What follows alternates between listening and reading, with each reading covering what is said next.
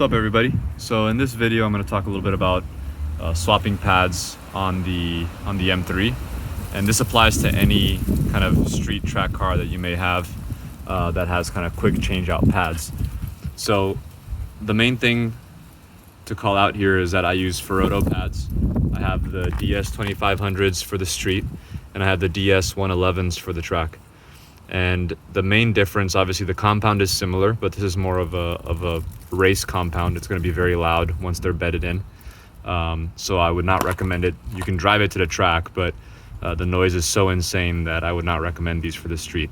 Also, even though they have the indentation here for the brake pad wear sensor, it doesn't actually fit because the bottom needs to have this little lip for the sensor to fit that the DS111 doesn't have. And so I reached out to Rotor, and this is by design. They have the same tool make the backing plate, but they don't do the additional process to make it work with the sensor because it's designed for race use only. So I removed the sensor with my DS2500 pads. We are on the passenger side, the sensor's on the driver's side, but I just have these out just to show that it's gonna throw an error with this disconnected, which is not a big deal because you know why it's throwing the error and the brake pad isn't actually gone. So that's just a comment on the pads. And again, Rotor, I love these pads. They're very, very good. And then the only other things that you need, I have this cheap kind of electric impact wrench. I got it on Amazon. It actually works really well, has really good reviews, and a little pin, kind of forget the name of this thing, but basically to fit into the caliper hole to push out the pins that hold the pad, and then the spring plate behind that applies tension to the pads, and it kind of sits like this. So as you hammer these out, just release the pressure on the spring, and these will slide right out from the back of the caliper on the other side, and then the pads just come out from the outside. A trick to, as you're removing the pad, just kind of push so the pad goes in here like this. So it might have been on the other side. Goes in like that.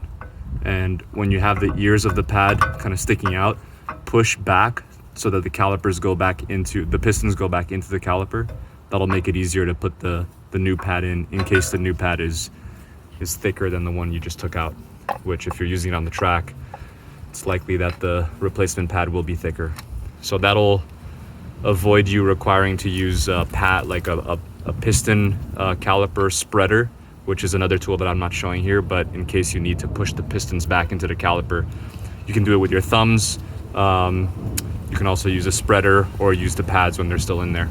And then I like to put some of this kind of high temperature brake grease on the pins, because if the pad, which is supposed to slide on this pin as it gets worn, if it gets stuck, you'll get uneven wear in your pad.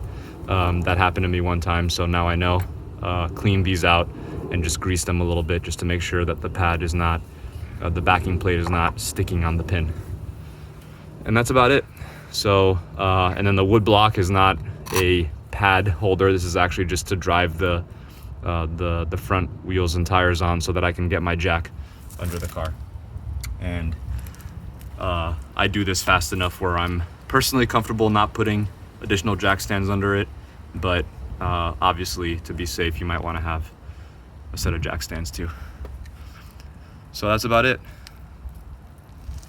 Overall, it's very easy, pretty convenient. I can do both sides in about 5 minutes each, so not a big deal at all. And the additional braking power and consistency that I get from the race pads make it worth it. Another issue that I was having with the street pads is that I was getting deposits on the rotor, like uneven deposits. So as I would brake, the whole car would shudder and vibrate. And that's something that can happen with pads that are not designed for the track if they get too hot or with too much abuse. And obviously they wear very, very quickly. So these last a bit longer. I don't get any shudder. And obviously the braking force is much higher and more consistent. So definitely recommend these. And using a similar brand that have the similar compound allow you to swap back and forth without having to rebed the rotor, which is great. So basically that just means that there's a compound of the pad on the rotor And because it's a similar compound across the two pads, I don't have to rebed that compound on the rotor. And the importance for that, the reason for that is that if you have different compounds on the rotor, they may all expand at different rates, which would in itself cause brake shudder again, because you would have some compound expanding at a different rate with temperature than other compound. And so your surface would no longer be perfectly smooth, and that would cause brake shudder. So hope that helps. Let me know if you have any questions.